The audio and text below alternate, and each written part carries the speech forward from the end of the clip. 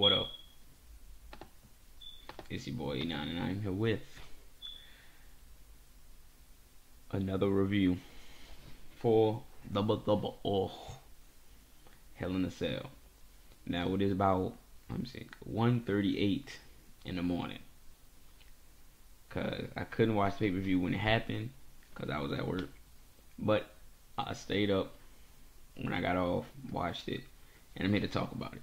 But before we get started, don't forget to like, share, and subscribe to this video. Subscribe to the channel. Like, share, and subscribe to this channel. My bad. I'm trying to get 50 subs. When I get 50 subs, I'll go through some of my subscriber list, see who has a channel that interests me, or who has a channel, and review one of their videos and try and get them a little exposure. Try and help them out just a little bit. So don't forget to subscribe. But let's get into it. First, we start off with the opening promo, which wasn't bad. You know, the opening promo for the pay-per-view, you know, where they advertise the, you know what I mean, it wasn't that bad. And then this show goes straight to the promo for Roman Reigns and Rusev. And I've heard this a lot, but I never really gave it much thought. But now I'm thinking about it. I want to know how Roman is the person that was supposed to cheer. Like, I get people going to be like, oh, Roman's good, why don't you want to cheer for him, whatever. Nobody's, at this point, nobody's really booing Roman because he's bad no more. It's because he acts like a heel. First there was the I'm not a good guy, I'm not a bad guy, I'm the guy thing. That's kind of heelish. Plus, the reason that he's going fighting Rusev is just because he wants to. Roman Reigns got off a 30-day suspension, came back, and started making fun of Rusev balls and disrespecting his wife. Yet Rusev is the bad guy. Why?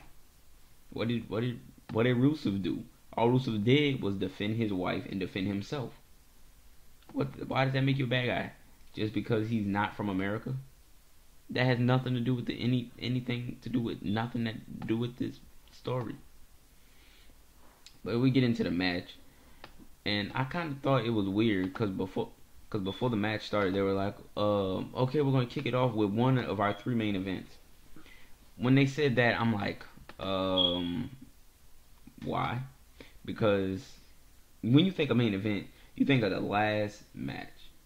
You don't think of the first match. But then again, if they did the booking where it was Roman Reigns versus Rusev, then Seth Rollins versus Kevin Owens, then Sasha versus Charlotte, that would have been 3 Hell in a Cell matches back to back to back, which would have been so tiring. So I guess it wasn't bad, but it's just weird because No Mercy started off with the triple threat match, and now this one starts off with one of their main events kicking off the show. It's just kind of weird. Like I said, Roman Reigns seems like the person that you should be the one booing because he's disrespecting this man. And even in the match, Roman Reigns is beating Rusev down in a heel type of manner, talking trash and doing all that stuff like that. And I'm like, Roman, you don't seem pretty faced, my boy. You don't.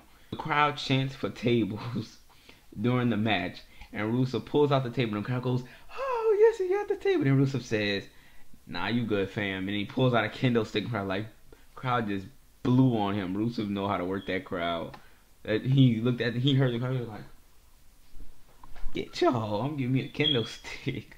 That's so funny. But then there's this part where Rusev locks up Roman's hands in the ropes and just wails away on him. Then he goes for a super kick, and somehow, someway, Roman Reigns was able to do that. Then we get to sort of the ending of it. Spear goes, Roman Reigns goes for a spear. Rusev reversed it into a super kick, and it throws Roman into the steps that were on the top rope because Rusev had set up steps on the top rope. And I was wondering, I'm like, was that just there just to be put up there? Are they gonna do nothing with it? And that's kind of how a lot of this match went. It was like things were set up and nothing was done with it immediately. But when it did happen, he was like, oh, okay. Rusev brought out a chain, started going ham on Roman Reigns, or at least was trying to. And then at the end, Roman Reigns hit the spear onto Rusev off of the steel steps and pulled out the victory and retained the United States Championship. Kevin Owens is backstage cutting promo with my boy Tommy Phillips. And Kevin Owens says that the match that was on Raw. That triple threat match, which was technically a handicap match, was 600 to 700 seconds. I don't know why he didn't just say 10 to 11 minutes. I guess they told him um, not to reveal the actual, make the match seem like longer than what it actually was, because Raw did end at 3:15. It was 3 hours and 15. I mean, not 3:15. It was 3 hours and 15 minutes. But I guess they told him, look, you cannot say 10 minutes. Make the match seem longer than that, because people are gonna be like, 10 minutes for longer than that. I don't know. I don't know why he said 600 to 700 seconds. That's the weirdest amount of time I've heard in my life. Kevin Owens takes Tom Phillips' handkerchief and just throws it on the ground. Tom Phillips looking at him like,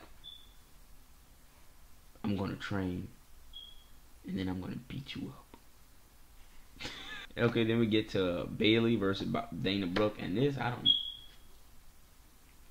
to be honest, I forgot about this match until I just saw it on my notes. This match was really forgettable, uninteresting at all. I like Bayley. She did her thing in NXT, but it seemed like they done nothing with her. Like, she literally fell off faster than Adrian Neville coming back, or maybe not, but she fell off fast. Throwing her in the rivalry with Dana Brooke, a person that nobody really cares about. I don't know what's going on right now, but Byron Saxton, bro. This dude said, get ready for hug life. Really, bro? Hug life? Really? But in the end, Bayley won, which I did not think wasn't going to happen, but it wasn't really that interesting of a match for me to really care about it.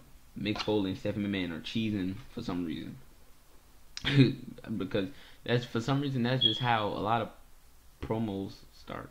Either somebody's on the phone or somebody's smiling for no apparent reason. It's weird. But they're talking about the Survivor Series thing, and they're talking about putting forth the 5 best male, 5 best females, 5 best tag teams. And I just want to know, how can Raw put 5 of their best women, not say female, 5 of their best women, when the only good woman on their roster is Sasha and Charlotte. After them, there's Alicia Fox, Nia Jax, Bayley, and Dana Brooke, and probably Emelina, but no, she ain't doing nothing. And those, I wouldn't even consider them any competition against this Becky Lynch, Natalya, Naomi, Alexa Bliss, Carmella, Nikki Bella. The list goes on. SmackDown, I think SmackDown got the better every division, really. But hey, whatever Raw says. So then Jericho comes in there. He starts talking about everything. Then Mick Foley talking about, no, we can't put you on the team. And then Jericho pulled the list out of nowhere. Like, he was just like talking, and then he just said, "You just made the list." I'm like, wait, was he? I don't remember him holding that list a few seconds ago. But he just pulled out the list. Then he started speaking French and Spanish, which I did not know he spoke Spanish. I see you, my boy, speaking that Espanol. And Jericho, I don't know. Mick Foley was like, we cannot be. Mick Foley was like, we don't know. We can't make any decisions about you and Kevin Owens, because we don't know if Kevin Owens is going to win his Universal title match tonight. And Chris Jericho said, put his name right back on the list. Jericho, bro. This dude is funny. Raw Talk. Ugh. At name just doesn't seem right to me. It seems like Raw's trying to, compete with SmackDown, which that's what they said. But they're trying to compete with SmackDown with the talk shows and stuff like that. But Raw Talk isn't as catchy as Talking Smack. And Renee, you cannot be on Raw Talk and Talking Smack. You cannot do both. On Talking Smack, you bashing Raw and talking about how great SmackDown is. On Talking Smack, on Raw Talk, which I haven't even watched it because I'm not interested in watching that. I don't know what you're doing, but I know you're not plugging SmackDown and talking about how SmackDown's better than Raw, and how Bayley versus Dana Brooke was the worst match you've ever seen in your life. I know you're not doing that. So, I don't know what you're doing. I don't know how you and you only can flip-flop between Raw and SmackDown, while even Stephanie McMahon can only be on one show. So I don't know what you're doing, Renee, but you need to stop. That's what you need to do. Enzo and Cass come out, cut their promo. Enzo Amore got those bars, bro. Dude really spitting bars, bruh. Dude said what he said. I forgot what he said. He said, we might have to. He was talking about they was calling Lou Gallows Big Gal and calling Anderson Andy, and he said we might have to change Big Al name to Woody because he's gonna have Andy tattooed to his bottom of his shoe. And in Toy Story, Woody had Andy's name at the bottom of his shoe, and I was like, I see you. I see you. I want to know, what did Carl Anderson do? Carl Anderson, he's a good wrestler, bro. I haven't seen. I don't really watch New Japan, but I watch like I go on YouTube and like if a new wrestler coming up or if there's like word of a new wrestler or a wrestling match that's not in WWE that's just been spread around, I check it out. And I checked out Carl Anderson. Dude, really good. Like he even changed, like his body type is way different than it used to be. He changed the body type, dude, like real good in the ring. But he never gets to do nothing. He never gets to showcase it. The only thing they let him do is spine busters. I don't know why. The spine buster and that little bicycle kick that he does. But dude is good. They just don't let him do nothing. They just, when he face John Cena, he gets beat up. Face Big Cass, get beat up. Even in the tag team match, he was getting beat up most of the time. And Big Al's was the one who would come in the ring and try and save him. Which I don't know why that is the deal with a lot of tag teams. It'll be the shorter, smaller guy getting beat up, and the big guy comes in. The New Day does that. Enzo and Cass does that. The Club does that. I don't understand why they do that. It closes up with a nice ending. Enzo's starting to punch back and stuff like that. Bounces off the ropes. Gallows hits a beautiful super kick. Like for a big dude, Gallows does hit some nice super kicks. I think his super kicks is better than Page because I just do not like the super kicks that Page does. The Club wins, and it wasn't a bad match. It didn't get much time, but now that I'm thinking about it, stretching the match out wouldn't have really made any sense. You get it, they got about probably 6-7 minutes. So, getting the match in and out doesn't make Gallows and Anderson look weak because if the match would have went long, it would have made Gallows and Anderson look like, they had to struggle to get it. But in the match, at least 5 to 6 minutes makes them at least look, like they're supposed, like they were supposed to look like. Okay, then we get to a Goldberg and Brock Lesnar / WWE 2K17 promo, and I just want to say this a mini rant here. It's a shame how often that the WWE has to depend on getting old wrestlers, past wrestlers, or doing past things so that the casual fans can try and get the network just to watch the big pay-per-views. Fans like me who watch all the pay-per-views, watch Raw, watch SmackDown, watch the NXT takeovers, stuff like that. I sit through the worst of Raw, the worst of SmackDown, the worst of their pay-per-views all year long. And we're like, come on, y'all could do better than this. We know y'all could do better than this, and all stuff like that. Sometimes they do, sometimes they don't. But when it comes to Royal Rumble, WrestleMania, SummerSlam, Survivor Series, that's when they want to try and pull something out they hat to try and get the casual fans to come and watch. Why do y'all decide to do something interesting just for the casual fans? Why not treat the ones who spend 5 hours out the week watching your product and giving you money? I just don't understand that.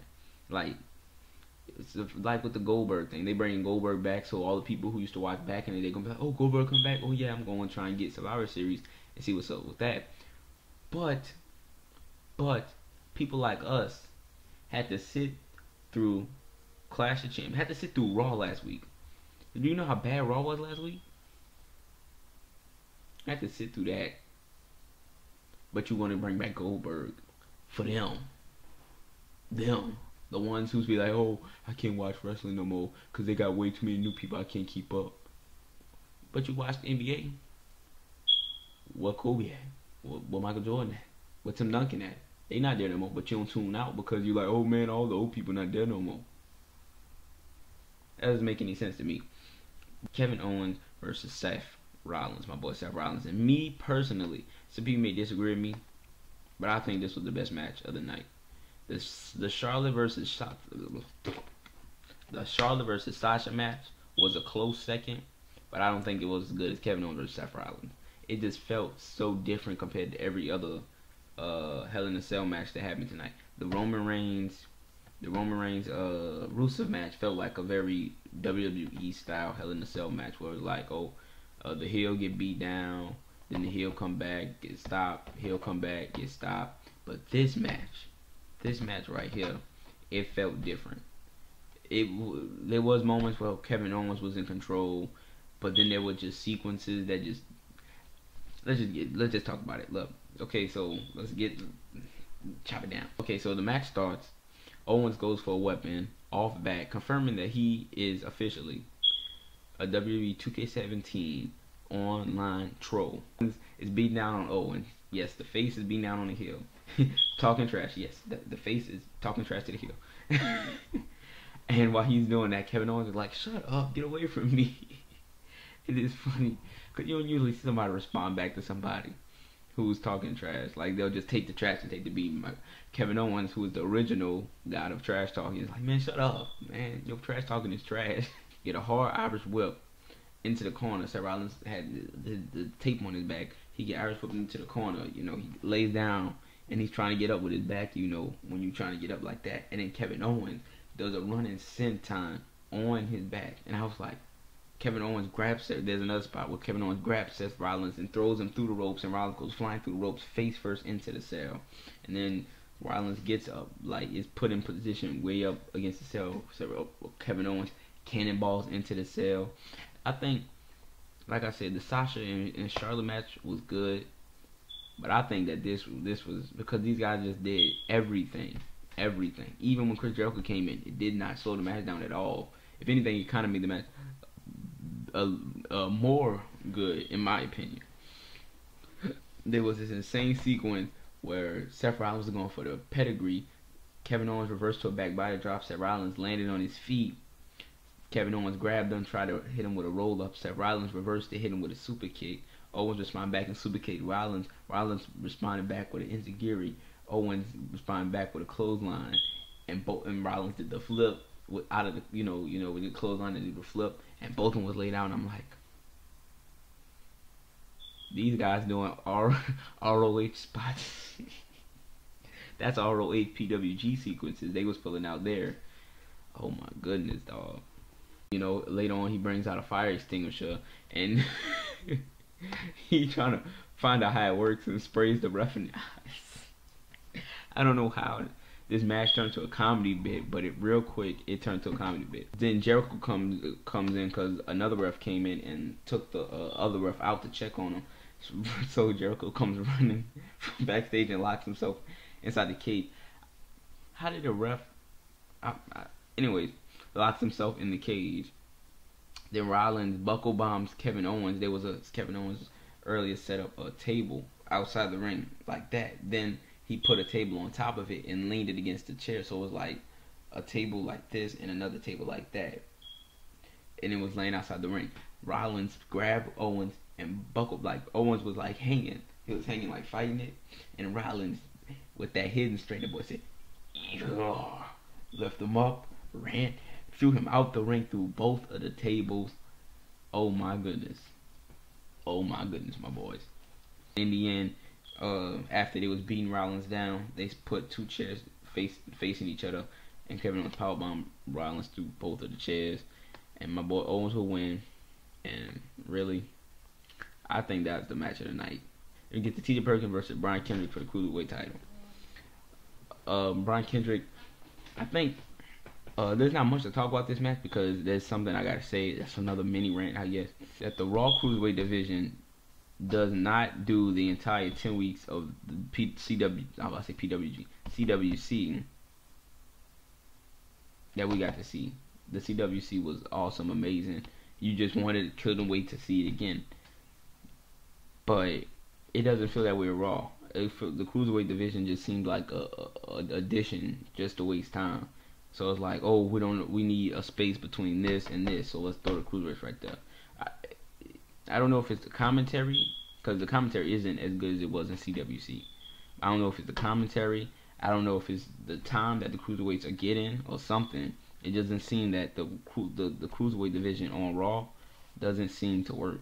Maybe they could I don't know. Maybe after CWC they could have just left the cruiserweights alone.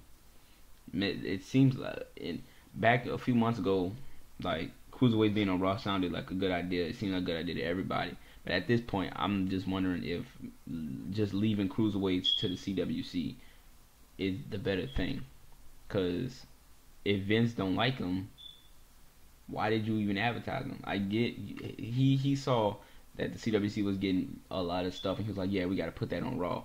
But if you wasn't going to plan on doing anything with them, why'd you do it? I get the attention was on him, but if you didn't have anything to keep the attention on him, don't mess with it. But in the end, Brian Kendrick plays possum after he looked like he hurt his leg. He pulls out the captain hook and he beats T.J. Perkins with the CWC.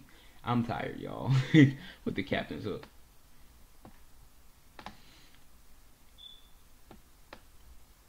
All right. So then after this match, we get into a WWE network plug, as always, of course, because the networks existed for almost 3 years. Yet it's literally been 3 years and it's still plugging the same thing over and over again. I did not think it was possible for you to advertise the exact same thing for 3 years in a row, but WWE has found a way to do that exact same thing. As if everybody who watches WWE knows nothing about the network. Then we get to Cesaro and Sheamus. They backstage talking. You know, Sheamus looking for his tape. Cesaro had his tape for some random reason. Sheamus like, oh, thank you. You know what? After Monday, you're not a bad person. And Cesaro's like, yeah, you're not a bad person either. You know, Cesaro looking fresh. He dressed like he was finna go to senior prom, white suit with the flower on and stuff like that. And they're like, yeah, you're not a bad person. And they just start going back and forth, commenting each other. And there's like, they just started arguing. I can't even remember what they started arguing about. They were like commenting each other. Then I think one of them was talking about, oh yeah, follow my lead and we could win this match and stuff like that. And then they just started arguing. But then we get to the New Day versus Cesaro. New Day come out, cut their pre-match promo. Kofi is pandering to Boston and reveals that he is from, because the crowd was like they were lost on why Kofi was saying all these things about Boston and pandering so much. And then Kofi was like, yeah, I'm from here. And they was like, for real? And Kofi was like, yeah, I'm from here. I just didn't know if they knew, you know, because of the whole Jamaican thing. And I'm like, Kofi's like, oh yeah. Kofi just technically said, yeah, I don't know. They probably still thought I was from Jamaica or something. Technically, wrestling is weird, bro. Wrestling is weird. Dude, 5 years ago, this dude was from Jamaica. Then he was from Ghana, West Africa. Now he's from Boston, Massachusetts. Then we get to New Day versus Cesaro versus Sheamus. And speaking of good wrestling, this is what I was saying. Enzo and Cass aren't bad, but I'll have to say that New Day is the most complete team when it comes to in-ring and out-ring. And when it comes to in-ring, New Day, Xavier Woods, Kofi Kingston, Big E, all of them are actually good wrestlers. And the thing is that Big E isn't even as experienced as Kofi Kingston and Xavier Woods, but he's never been really the type of person to be exposed as a bad wrestler. Like, you know, when John Cena was at that point where people was like, oh yeah, John Cena can't wrestle. Roman Reigns is kind of moving out of that point where people are like, oh, he can't wrestle. But Big E's never been, even though Big E's never been as popular as he is now, if not more popular than Roman Reigns. Big E earlier in his career wasn't as popular as John Cena and Roman Reigns is right now, where he's exposed enough to be considered a bad wrestler. But even when he wasn't, I wouldn't have never called Big E a terrible wrestler because he never seemed like a bad wrestler to me. But then commentary starts plugging up, up, down, down. They're talking about keeping it tight and talking about Xavier Woods thinking life's a video game and stuff like that. Then it starts to break down. This wasn't a bad match though. It starts to break down. Sheamus bro kicks Cesaro. Then and Cesaro gets taken out. Sheamus trying to take the New Day on by himself, climbs the top rope and jumps on the outside on top of all three of them. I'm like, Sheamus, you good? Did you forget that you were supposed to be the heel and Cesaro's supposed to be the face? Then Sheamus tried to take out Big E and Kofi Kingston with the trombone. Kofi reverses his Trouble in Paradise on Sheamus, getting New Day disqualified. And Cesaro and Sheamus won via disqualification, but the New Day are still the champions. and it wasn't a bad match. It wasn't a bad match. I feel like the only match that I would consider bad so far would be the Bayley and Dana, but I don't know why. I do not know why that match even existed. Another Brock Lesnar and Goldberg promo, and Brock Lesnar just curses out everybody who loves Goldberg. His kids, his family, his wife, all of them. Brock Lesnar just curses them all out because he's Brock Lesnar. He's the only person besides Vince McMahon who could get away with dropping F-bombs and all that all on TV. It's crazy. We get to the Sasha and Charlotte and Sasha, however he want to do a promo, and I want to know, Mick Foley is supposed to be the general manager of Raw, which means that he manages all general things that involves Raw. He manages the match. He like over booking and over, taking care of the roster, the entire Raw roster. But the only thing that Mick Foley has been focused on for the past couple of months has been Cesaro and Sheamus and Sasha Banks and Charlotte.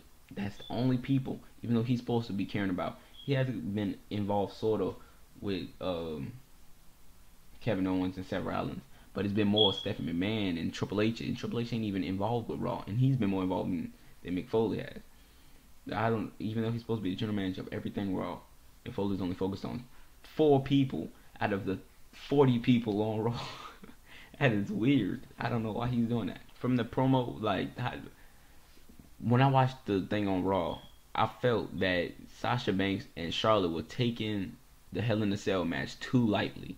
The way they were just talking about it, they were just like, yeah, we're going to go out there and we're going to beat the crap out of each other because we don't like each other, and I'm going to win the women's championship. And Mick Foley's like, you know that I got a broken hip socket and I can't walk right, and my tooth got lodged up my nose, and I had a concussion and a chair fell on my head and I was bleeding and all that happened, right? And they're like, I don't care. I'm going to win the title and I'm going to be just like Eddie Guerrero. And Mick Foley's like, but I almost died.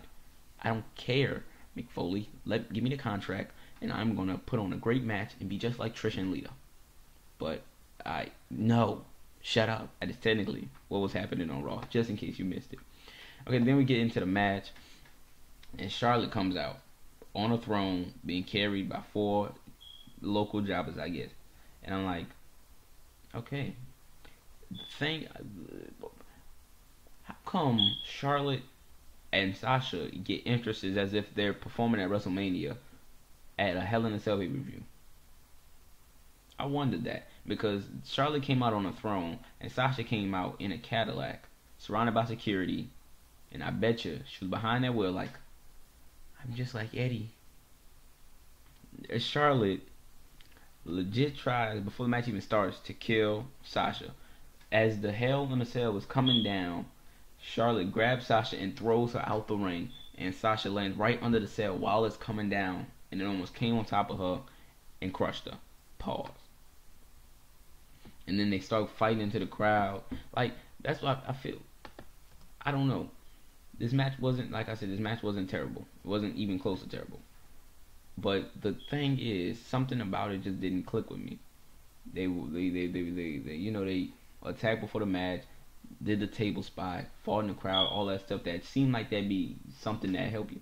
Now, this might be a match of the year for the Divas, and of course, match of the night for the Divas.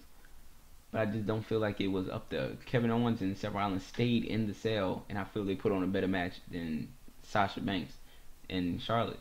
And it's not because they're women. It's just because if Roman Reigns and Russo would have did this exact same match, I still would have said that Seth Rollins and Kevin Owens probably put on a better match. That's just my opinion, though. But both women start climbing the cell. Charlotte gets down, grabs Sasha, and powerbombs her through the table. And then Sasha tries to walk to the ring. She collapses, starts crying. They put her on a stretcher. They start carrying the stretcher away. And then as they try and announce Charlotte's the winner, Sasha starts unstrapping herself and walking to the ring. Sounds familiar. Oh yeah, because that's exactly what Mick Foley did. Okay, Mick Foley tells you not to do this match because he almost died in that match. Like, he almost legit died in that match. You get powerbombed through a table and try and mock him over again. This dude got thrown off a 20-foot cell through a table and legit hurt himself. While you just got powerbombed three. It was a normal powerbomb, really. All she did was just boom. That's all she did. And you want to mock him? Really? Is that the worst that can happen to you? Is getting powerbombed through a table when this dude, whatever. Sasha wants to be Mick Foley. She wants to be Trish Stratus and Lita at the same time.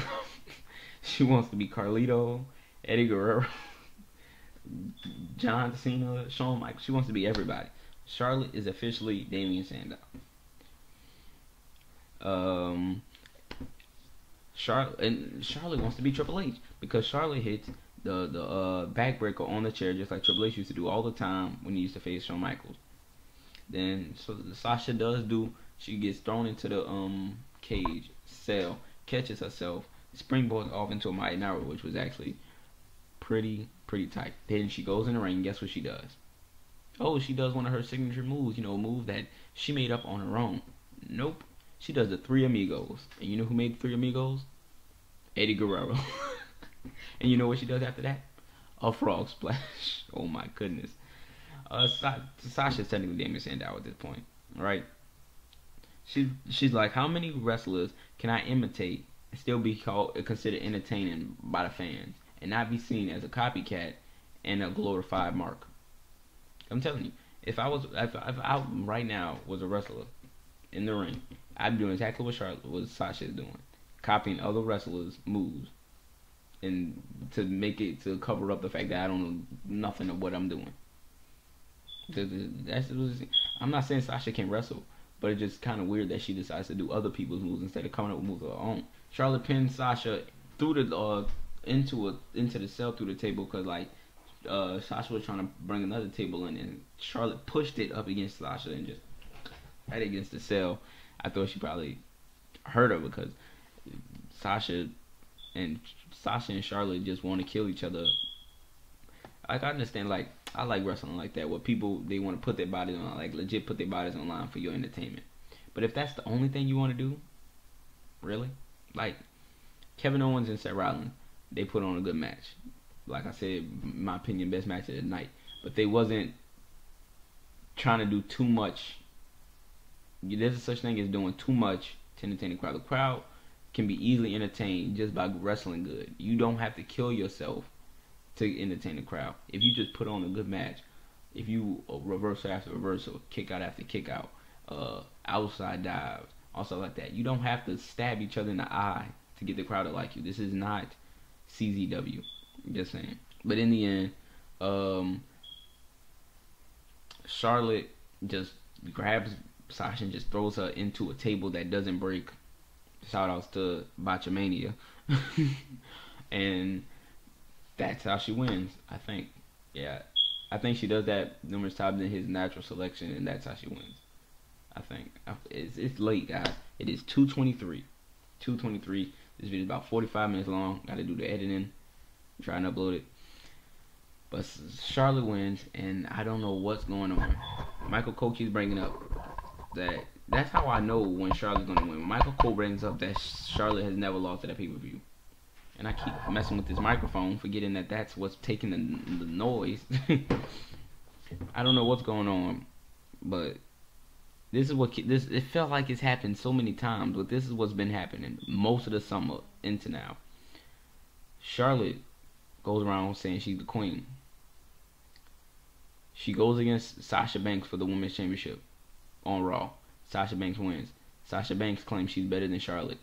Charlotte and Sasha face at the pay-per-view. Charlotte wins. Then a few weeks later, Sasha wins on Raw. A few weeks later, Charlotte wins at the pay-per-view. Why does this keep happening? Now, Charlotte is a 3-time Women's Champion, and the Women's Championship has only existed for 6 months. Remember, WrestleMania was in April, and we are in October. That's a 6-month difference. The Women's Championship has existed for 6 months, and Charlotte is already a 3-time Women's Champion, and Sasha Banks is already a 2-time Women's Champion. That means this title has changed hands too many times. Charlotte should at least have... either Sasha should have beat Charlotte for the title, and not lost it, or Charlotte shouldn't have lost it at all. Because if you keep making Charlotte and Sasha switch back and forth with the title, it's gonna make the title seem unimportant. Because think of this. So Sasha's won on Raw twice. Charlotte is now a 3-time champion. That means that the title has been changed hands 5 times. The title changed hands 5 times, and it's only been existing for 6 months. 6 months. So by my calculation, that means almost every month the title changes hands on average, even though that's not actually what happens. For a title that only exists for 6 months and only have the title change 5 times in 6 months, it's gonna start losing its value if you keep doing stuff like that. So stop doing that, please. But anyways, that's it for me. I know this is kind of long. Got to do the editing. I hope this isn't too long where you guys tune out real early. Like, what's the thing called? I forgot what it's called. Viewer time thing. You know, the thing where it tells you when people tune out and that. I hope y'all don't do that. Hopefully I'll try and get this as short as possible, but it's probably not going to be possible. It would have been shorter, but so much stuff I had to take notes on. It's late, messing up. That's it for me. Too sweet. Deuces and good night.